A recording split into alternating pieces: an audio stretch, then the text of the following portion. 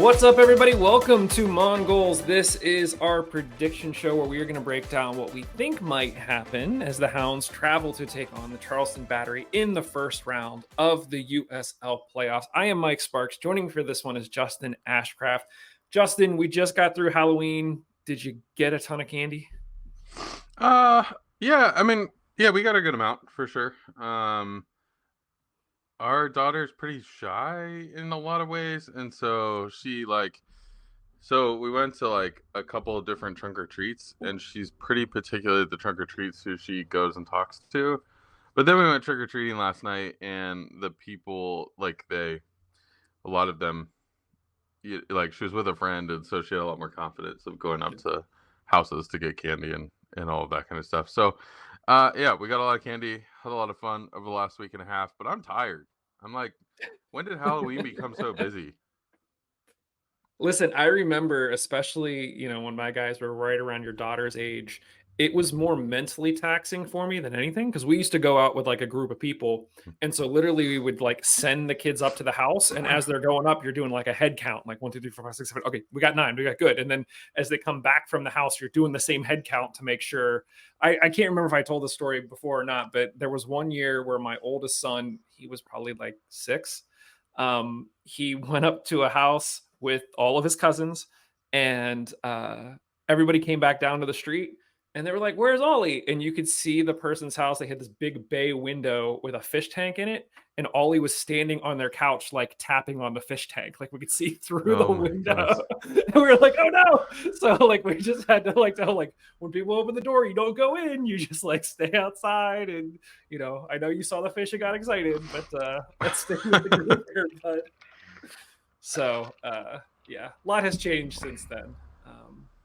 But we ended up just sort of hanging around in town. We went and got some ice cream, saw like all of the kids and stuff in costumes, and then came home and watched Night of the Living Dead, which my family had not seen before.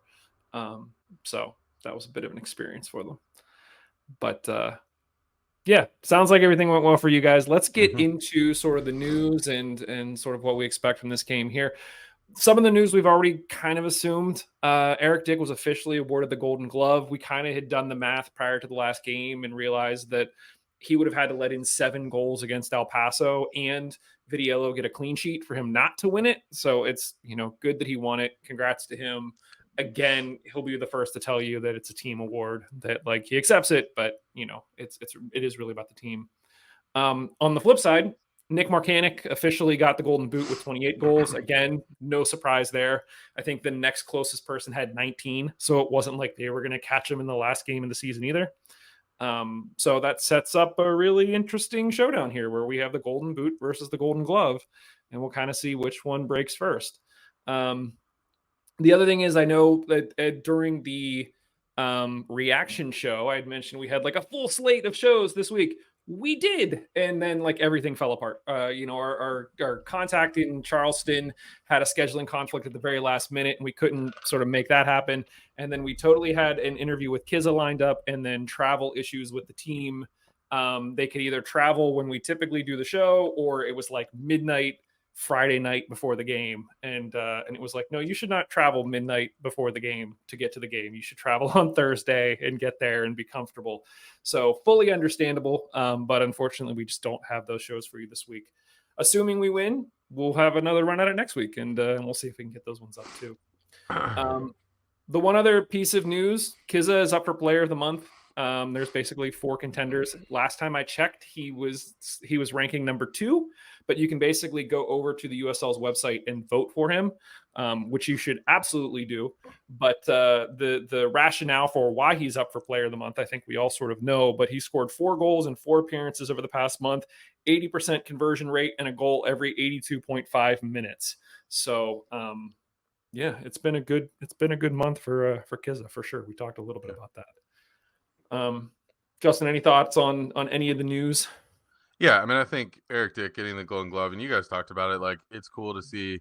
At the beginning of the season, I think we were calling for his head a little bit, and then went through a rough patch. Gabby, got some starts and all of that, and then Eric Dick got his spot back, and then never really gave it up. And I think that is all just it kind of, as the team goes, the goalkeeper goes in some ways. And so, by the time we kind of hit the stride at the middle of the season, he had kind of claimed his spot. And then the whole team, but he as well had a great end of the season as well. And so I think it's real fun to that he got there and got the Golden Glove, and it just also makes me more convinced that Bob's system just helps goalkeepers in a lot of ways. But also, like, I think we've seen our keepers go to other teams and be successful as well. And so he obviously has a talent of identifying keepers. So it's fun to see, it's fun to see that, and it's cool to be get the recognition. And then I think the same with Kiza, obviously team effort. Jacqueline has helped a lot and all of that, but it's fun to see your players get noticed or seen on the national stage. Yeah, for sure. For sure. So kudos to those guys. Hopefully, we can continue sort of the hot streak for both of them and the whole team as we head into the postseason here. Speaking of, let's talk about the Battery. We did just see them a few weeks ago. It wasn't sort of the full team. We'll get into that in a second, and so and how that sort of affects what we think is going to happen here. But just to sort of set the table for everyone, the Battery finished second in the East, and we finished seventh. So that is why we will be traveling to face them. If you sort of look at the last 10 games, so I was trying to figure out some way of saying, is there some way that we can compare sort of apples to apples between these teams and get a real understanding for what we can expect in this one? Justin, you do a really good job of always sort of like looking back and not just looking at like the last three or whatever it may be. So I said, let's look at the last 10 games. And if we compare the teams, yes, the Battery are in second place. But a lot of their points and a lot of the damage that they did came before these last 10 games. So if you just sort of look over the last 10 games, we have 6 more points than they do. So that's 2 wins. We have 21 to their 15. We have 2 more goals than they do, which I was a little bit surprised to learn. We have 20 to their 18. We only gave up 6 goals. They gave up 14. So if you're looking for sort of like a gap, there's kind of a gap there. Now, that said, we're going to play them in Charleston. They are significantly better at home. So over the last 10 games, they got 14 of their 15 points at home. So this isn't like there is some disparity, but most of the time when they drop points, it was on the road. They're not going to be on the road. They're at home. But that said, if you look at our last 10 games, we're pretty even home and road. We got 10 points on the road and 11 at home. So it's not like we have a massive drop off when we've been going away either, which is great. The big question mark for me was Nick Marcanic, who we mentioned, Golden Boot winner. When they played us just a few weeks back, they did not play him. So my question was, well, okay, how often was that happening? Well, apparently over the past 10 games, it was only against us. He played against every other team, which I'm curious, like, why? And I don't know if maybe you have some thoughts on that angle there at all, Justin. We'll sort of get to that in a second. But over the last 10 games, he has scored 7 goals. He's had none in the last 3.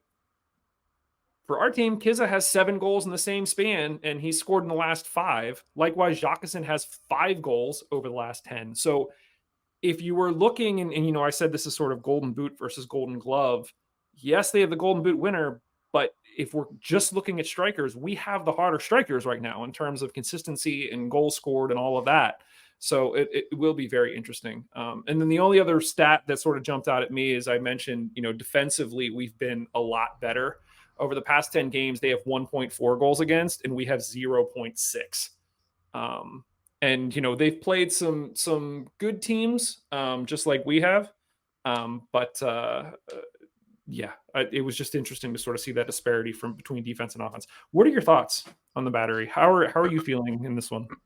Yeah, I think the Marcanic piece is interesting. I think strikers are, an interesting bunch of people to look at. And I think one of the things that's interesting about Marcanic, and I'm not saying this is like, oh, he's not all that good. He is, but 12 of his 28 goals came in the first 10 games of the season. Mm-hmm. And so, he's only in the last 24, he's only scored 16 times, which only, I get it. Right. I'm not saying, I'm not saying anything against that, but I'm just saying, like, you've got to kind of parse it out a little bit and say, okay, 16 of your goals came in the last 24 games. 3 of those came in one game, with a hat trick. And so it's like, I don't know exactly how hot of a striker he is at this point in the season. Or how, not saying he's not going to push, but like how hard is he willing to push knowing that knowing that in January you're playing in Spain. Yeah. So I wonder how that's going to affect the way he plays. Not that he's not a good player, not that he's not going to try, not that we're going to see a half effort from him, but you just wonder how that's starting to affect his mindset or his mental game, knowing that like, hey, 2 months from now, I'm going to be playing in Spain and that sort of thing. So I wonder about that. I also wonder how the last half of the season has impacted them, or at least the last 10 games has impacted them as a team. I think it's so different from the what we've been experiencing over the last 10 games of Hmm. like, all right, we had to win as many of those as we could just to make the playoffs. Where kind of from 5 or 6 games ago, if not further back than that, Charleston was like, all right, we're going to end up second. Louisville keeps gaining points. e- Everyone else is kind of dropping points. So we're going to end up second. So where are we at? So have they been affected by not having to push or not having to play full out games in the last 10 games or so? And so that makes me hopeful of, I think we can go in and beat this team. Um, I think playing against a guy like Marcanic, like you are going to have to play well and play well defensively. Um, but in a lot of ways, like I trust our defenders at this point in the season. I would not have said that middle of the season, but at this point, between Suber, Osamanu, Hogan, like there's just not a real weak spot there. Biazzi as well. There's not a real weak spot there, and so I just don't. I'm not concerned particularly about our defense. So um, the thing is, can you score goals? And they've given up, 14 in the last 10 games. Hmm. So if we can score goals, I feel real good about our potential to come and to win. So, but playoff soccer is always so different. So who who knows in a lot of ways. Yeah. It's interesting you mentioning, just back to the Marcanics headspace kind of thing. This was something that I hadn't really considered previously, but then there was a insider show that we did. I want to say it was with Osimanu, where we were just sort of talking about the differences between leagues and things like that. And he had said one of the things that he would really like to see in the championship is longer term contracts. It was in the context of pro rel. So he would Yeah. like to see longer term contracts and also promotion and relegation, because he knows there are players in this league that, because of the short-term contracts, if the team wins or loses this year, it doesn't really matter, because they know that either A, they're just going to be back in the same league next year. So there's no incentive to be like, I'm going to drop down or we're going to go up. Or they're already thinking ahead to being like, I'm not going to be here next year. So I might as well start thinking about whatever the next team is. And there just isn't that pressure to play for the crest in a way that you would just sort of expect, but mentally it makes a ton of sense. So you're right. The fact that Marcanic already knows he's going to Spain in January, yes, he wants to perform. Yes, he's a competitor. You don't get to whatever it is, 26 goals or 28 goals and not be a competitor, but there may be some of that that could potentially play in his mind that we can do something with. The other thing is, I was fully expecting when they came to Pittsburgh a few weeks back that we could potentially see something where, Lily likes to man mark bet like change makers. And we've done it with Rovi a few times in the past, over the past few years. I was kind of expecting to see that. Morcanic was on the bench and he just didn't sub him in at all. So like I don't think he was carrying a knock. I don't know why they didn't play him. I don't know. What are your thoughts on him not being played? And like, do you think we might try to man mark him, or do you think it's better just to go in and play our game and try to impose what we want to do? If I'm remembering correctly, I think I'm forgetting, but if I remember it correctly, Ben Pierman is the coach at Yeah. Charleston right now. And I think Pierman's a Pierman's a coach, and like he knows what he's doing in this league. he's been around for a few years with different teams, and so I think there's probably a reality that he was looking 3 games down the road, 4 games down the road, and going, there's a good chance Pittsburgh is playing in Charleston 4 weeks from now in a much more influential game. And so, why would we throw everything at them in this game when it does not matter if we win this game or not? We are not going to fall to third. We are not going to get to first. So, if we lose this game and we're already down 2-0 20 minutes in, what does it matter when in like in the reality is, all right, we can sit him, and then they have to figure out how to play him without having had the experience late in the season of playing him. Because if I'm remembering correctly, the first time we played them, he had a knock and was not in the lineup that game either, or came off the bench for that game too. And so we haven't seen him. And so I'm wondering if that was part of the overall strategy of just like, all right, there's a good chance this team comes to Charleston 4 weeks from now in a playoff game. Let's not throw the kitchen sink at them, knowing that they're going to have to game prep for it. And if we throw it at them now, then they're going to be much more prepped for it when it comes 4 weeks from now. And so I'm wondering if that wasn't part of the thought process there, where Pittsburgh didn't have that. Like, we just didn't have that. Lily didn't have that ability just to say, okay, like, let's just go ahead and put a half team or a little bit of a different team, knowing that it's not our strongest lineup, so they can't game plan for our strongest lineup 4 weeks from now.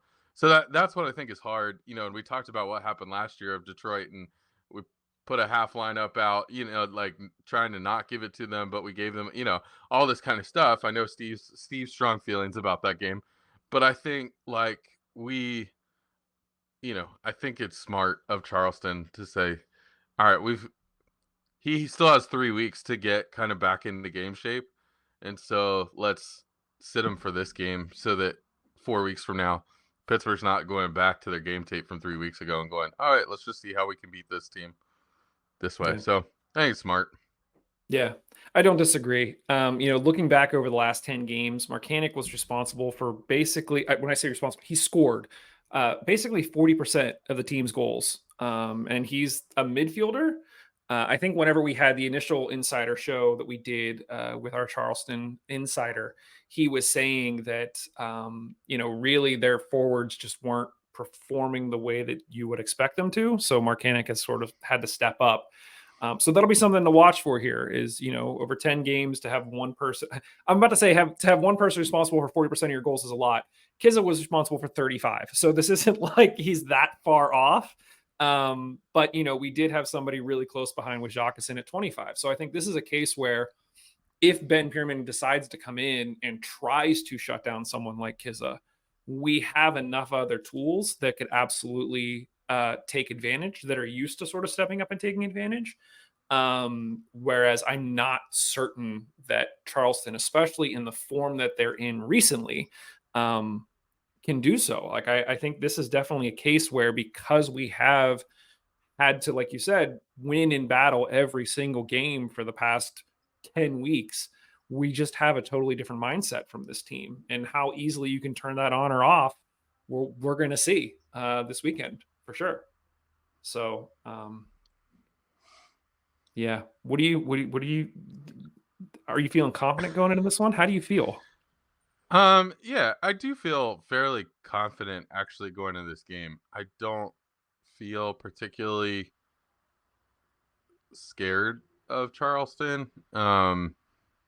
Especially the form that we've been on, and especially the way that we've had to play the last half of this season with a lot of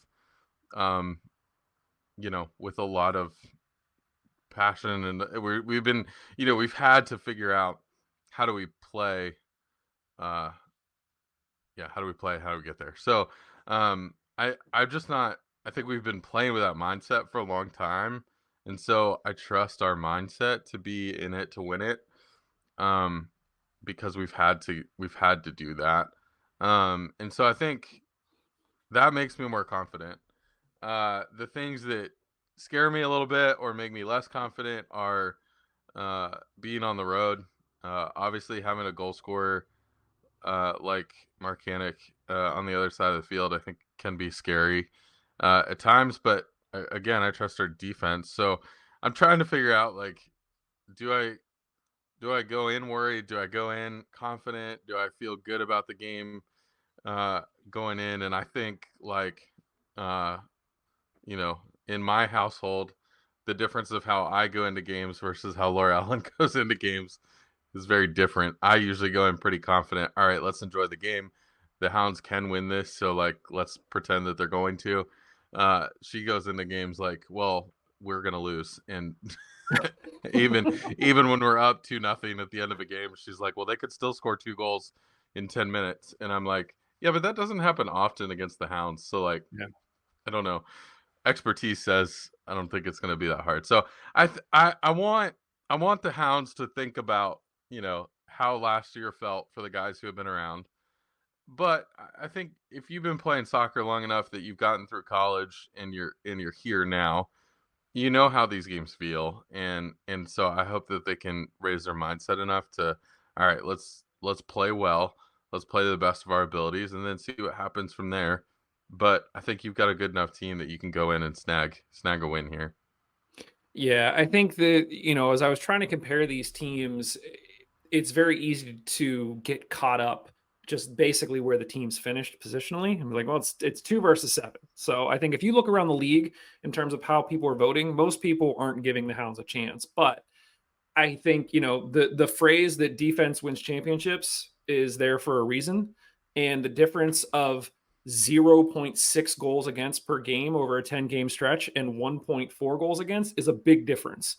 And so literally over the past, I think 4 games, we've won all of those games 2-0. So like we're in this habit of scoring a few and not giving up any. Um, I think what will be very interesting is if the battery come out and can score first, how this team responds. We've seen it a few times in the past where there is resiliency and you don't really panic and we can get it done. But especially after this stretch, if we're trying to sort of say, okay, we have momentum and this is how we've played, we haven't been down, 1-0 recently, and how this team responds, especially on the road. I think will be very interesting and very telling, and we'll sort of see Lily's subs and all of that. But that said, I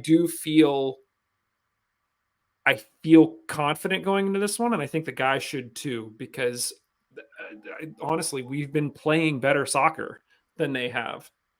Game, anything can happen in the playoffs, but we've been playing better soccer down the stretch here, more consistently and with more pressure.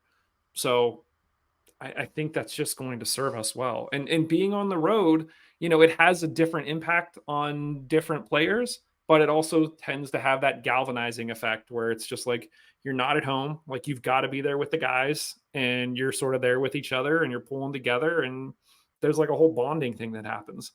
So yeah, I'm feeling pretty good about this one. Um Score prediction. How does it Score end up? prediction. How Yeah, does this right. one end up?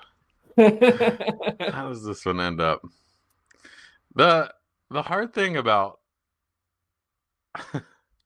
the hard thing about predicting the score of a Hounds playoff game is you can't predict anything other than a tie, right? Like Right. you just can't like it like there's not a way other than that game against Birmingham. It just Yeah. feels like every time we get to the playoffs, it's a tie that goes to PKs and then Mhm. we win or lose on PKs. And I don't I don't know how to handle that.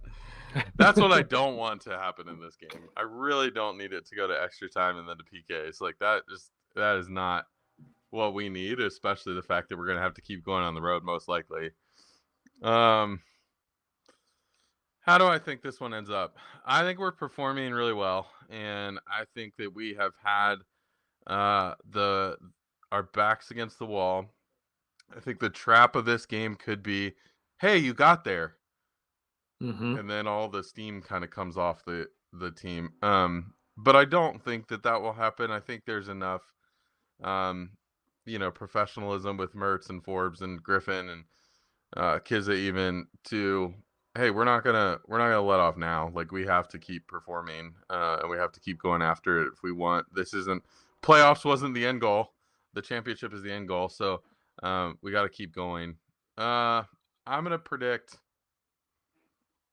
I know this is going to sound like a homer pick, but I'm going to predict a 2-1 Hounds win. Yeah, I similarly 2-1 was what sort of jumped out at me. I think the one for them is definitely going to make it interesting for us because, again, if you go into it saying, well, the Hounds only give up, 0.6 goals against, as soon as they get one, that starts to put a little bit of doubt in your mind of like, okay, well, now they can get another one. Part of me wonders if this couldn't be like a wild 3-2. Where, like you said, maybe it's 2-2 by the end of regulation, and then you go into extra time, which I don't want to see. I don't want to start the playoffs like that. But yeah, if we can go into Charleston and lock down a 2-1 win, I think that would be great. They're a team that likes to keep possession, and as we've seen, that bodes well in our favor in terms of counterattacks. So if we can stretch them, but again, like you said, Ben Pierman's a coach. If we can stretch a little bit and hit them on the counter, I think we got a good shot here. So I will say 2-1 as well. And we'll, oh man, yeah, like this is gonna be a crazy one for sure. Way to start the playoffs. Woo! But again, going back to my point that I'm gonna keep making, 15 games ago we weren't here and we would not have been here. And so I think we've got to go into, like, as a fan, I've got to go into this game like, hey, this is just icing on a cake to a pretty rough season, actually, in a lot of ways. A great last 10, 12, 15 games, but previous to that, not a great season. And so I think we just got to go in and enjoy it and, like, have fun with it. And yes, you want to win. Yes, we're going to be disappointed if we lose. Yes, it's going to – either way, it's going to be a long off season. But I think we've got to – I think my perspective is I just got to go in and enjoy the game, have fun with it. Yes, I'll be stressed out. Yes, it will be a tense game. Yes, I will probably be yelling at the TV. But at the end of the day, 12 games ago, this wasn't happening. So I'm glad it's happening and we're here and we had the chance to win a championship. Agreed. 1,000%. That is what we think. Let us know what you think. The game is on Saturday night, 6:30 p.m. on ESPN Plus. For those of you watching it away, there will be a watch party at the pitch on Butler Street. The Hounds have been promoting it. The Steel Army's been promoting it. Apparently, the party starts at 5:30. So if you show up at 5:30, the game will be on at 6:30. You can watch it there with the fans. Yeah, this should be a good one. We will be back to talk about everything that happened in our reaction show on Sunday night. So make sure that you join us for that one. Win, lose, or draw. I'm sure that we will have plenty of positive things to say one way or another. But otherwise, Hounds, go take care of business. And we want another week of talking about you guys. So let's make it happen. Thanks, everybody. We'll be back with more Hounds content very, very soon.